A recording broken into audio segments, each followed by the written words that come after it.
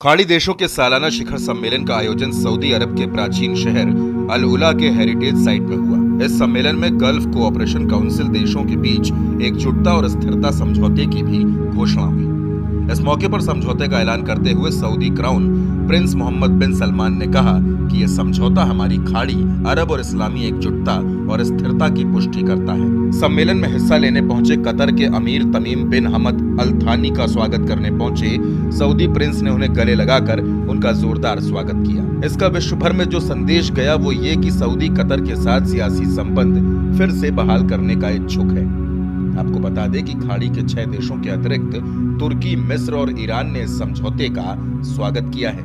Iran के विदेश मंत्री ने एक ट्वीट में कहा कि दबाव और जबरन वसूली के खिलाफ दिलेरी से लड़ने के लिए कतर को मुबारकबाद। हमारे अन्य अरब पड़ोसियों के लिए ईरान ना तो दुश्मन है और ना ही खतरा। अब समय है कि एक मजबूत क्षेत्र के लिए हमारी पेशकश को गंभीरता से लेने का। 3.5 साल तक सऊदी अरब, संयुक्त अरब अमीरात, बहरीन और मिस्र ने कतर की हवा, जमीन और समुद्र के रास्ते नाकाबंदी करके और कूटनीतिक रिश्ते तोड़कर इस छोटे से खाड़ी देश पर जोरदार दबाव बनाए रखा। इन चारों देशों ने साल 2017 में 30 लाख से भी कम आबादी वाले तेल और गैस के भंडार से भरे कतर के खिलाफ आरोप लगाया था कि वो आतंकवाद का समर्थक है। उन्होंने कतर से मांग की थी कि वो आतंकवाद का समर्थन करना बंद करे, ईरान से जरूरत से ज्यादा संबंध न रखे और दोहा स्थित अल जजीरा न्यूज चैनल पर प्रतिबंध लगाए। इस पर कतर ने आतंकवाद को समर्थन देने के आरोप को गलत बताया था। इसके अलावा उसने न तो अल जजीरा चैनल पर पाबंदी लगाई और न ही ईरान से संबंध कम किए। तो अब सवाल ये उठता है कि चारों देश कतर के साथ सियासी संबंध बहाल करने और उसके खिलाफ नाकाबंदी समाप्त करने पर राजी कैसे हुए। बताया जाता है कि हाल के महीनों में कुवैती और अमेरिकी मध्यस्थों ने गतिरोध को समाप्त करने के प्रयास किए हैं। विशेष तौर से कुवैत पर्दे के पीछे काफी महीने से दोनों पक्ष को मनाने में लगा हुआ था। मिली जानकारी के मुताबिक ज्यादातर कुवैत और कुछ हद तक अमेरिका की लगातार मेहनत और कूटनीतिक कोशिशों के बाद कतर के खिलाफ नाकाबंदी उठ सकी है। बताया जाता है कि सुलह समझौते की बातें कई महीनों से जारी थी और जीसीसी देशों का शिखर सम्मेलन हर साल होता है। तो अचानक समझौता कैसे हो गया? क्या अमेरिकी चुनाव में राष्ट्रपति ट्रंप की हार इसका तत्काल कारण था? इस मामले में पश्चिमी एशिया के मामलों के विशेषज्ञों की माने तो इसके जवाब में उनका कहना है कि हाँ, इसकी तत्काल वजह है ट्रंप का हारना और जो बाइडेन का 2 हफ्तों के बाद सत्ता संभालना। नवनिर्वाचित राष्ट्रपति बाइडेन ने साफ कर दिया है कि ईरान के साथ वो परमाणु समझौते में कुछ शर्तों के साथ लौटना पसंद करेंगे। उन्होंने सऊदी अरब को कड़ी चेतावनी दी है कि पत्रकार जमाल खशोगी की हत्या को वो एक मानवाधिकार का मामला घोषित करेंगे और उसकी जांच भी होगी। यमन में भी सऊदी अरब और अमीरात की सैन्य कार्रवाइयों की भी जांच होगी। उधर कतर के अमीर थानी ने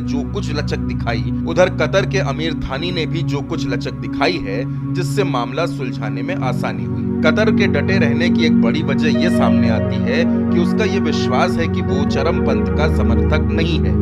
दरअसल इस्लामिक ब्रदरहुड या इखवान अल मुस्लिमीन मिस्र और सऊदी अरब की नजर में एक चरमपंथी संगठन है, जबकि कतर, फलस्तीन और तुर्की इसे केवल एक कट्टर इस्लामी संस्था के रूप में देखते हैं। कतर चरमपंथ का समर्थन करने से मना करता आया है। हालांकि उसने गजा, लीबिया और अन्य जगहों पर राजनीतिक इस्लामवादी आंदोलनों का समर्थन किया है। पारंपरिक मुस्लिम ब्रदरहुड जैसी संस्थाओं को भी खाड़ी के देशों की नजरों में एक चरमपंथी संस्था है। दूसरा ये कि कतर पर ईरान से रिश्ते मजबूत न करने के दबाव को वो अपने विदेशी पॉलिसी के खिलाफ एक प्रहार की तरह से देख रहा था। हालांकि जीसीसी के एक सदस्य के नाते कतर इस बात के लिए बाध्य हो सकता है कि वो ग्रुप की तयशुदा पॉलिसी पर अमल करे। सही बात तो ये है कि कतर और सऊदी अरब, संयुक्त अरब अमीरात, बहरीन और मिस्र के बीच रिश्ते 2014 में उस समय खराब हो चुके थे जब इन चारों देशों ने अपने दूतों को कुछ महीनों के लिए वापस बुलाने जैसे कदम उठाए थे। ये इस बात का संकेत था कि इनके बीच रिश्तों में खटास है। इस संकट के दौरान कतर की ताकत इसके सहयोगी देशों का साथ था। इस पूरे 3.5 साल में तुर्की ने कतर को व्यापक समर्थन दिया है। इससे पहले भी कतर का झुकाव तुर्की की तरफ साफ नजर आता था।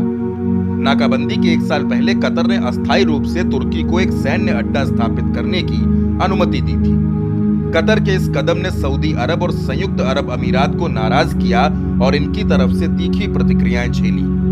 इन सब के बीच कतर ने ऐसा करके शायद ये संदेश दिया कि कतर एक छोटा देश जरूर है, लेकिन इसके दोस्त बड़े और शक्तिशाली देश हैं। बहरहाल बात इतनी आगे बढ़ी कि जून 2017 में सऊदी अरब, संयुक्त अरब अमीरात, बहरीन और मिस्र ने कतर के साथ राजनयिक संबंधों को तोड़ दिया। इन देशों ने अपने राजदूतों को वापस बुलाया, कतर के राजदूतों को निष्कासित कर दिया और देश पर एक गंभीर आर्थिक नाकाबंदी लगा दी। कतर को दी गई मांगों में तुर्की के सैन्य अड्डे को तत्काल बंद करना शामिल था। संकट से घिरे कतर को अच्छी तरह पता था कि इसके खिलाफ कार्रवाई स्वाभाविक नहीं है और अंत में जीत उसे ही मिलेगी। नाकाबंदी खत्म करने के लिए कतर के सामने असल में 13 शर्तें रखी गई थी। एक दो को छोड़कर कतर ने एक भी शर्त नहीं मानी। उदाहरण के तौर पर 4 बड़ी शर्तें ये थी कि कतर द्वारा अल जजीरा चैनल पर पाबंदी लगाई जाए, ईरान से संबंध सीमित करें, चरमपंथी संगठनों पर अंकुश लगाएं और उनका समर्थन खत्म करें तथा तुर्की के सैन्य अड्डे को बंद करें। कतर ने इनमें से एक शर्त भी नहीं मानी। इसके बावजूद लड़ाई में जीत कतर की हुई। विशेषज्ञ बताते हैं कि ये कतर की जीत है, क्योंकि कतर के खिलाफ सऊदी अरब और यूएई से मिलकर एक आर्टिफिशियल संकट खड़ा किया गया था, जिसे अधिक समय तक जारी नहीं रखा जा सकता था। सूत्रों की माने तो 3.5 साल की एक तरफा नाकाबंदी ने कतर के खलीफा के लिए, कतर की सरकार और कतर के लोगों के लिए जीवन को मुश्किल बना दिया था। लेकिन नाकाबंदी कतर की सरकार को घुटने टेकने पर मजबूर न कर सकी।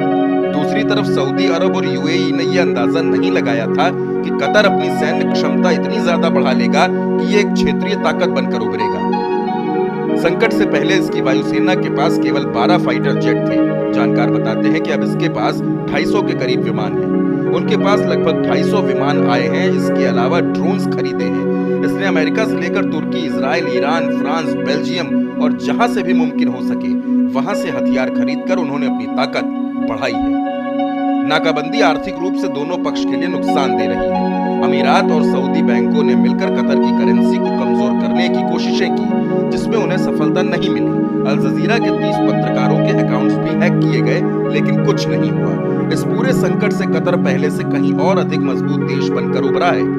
उनकी कोशिश थी कि कतर में कठपुतली सरकार बैठाकर इसे अपने मातहत कर लें, लेकिन उन्हें इसमें नाकामी हासिल हुई। कतर अब पहले से कहीं ज्यादा मजबूत देश बनकर उभरा है।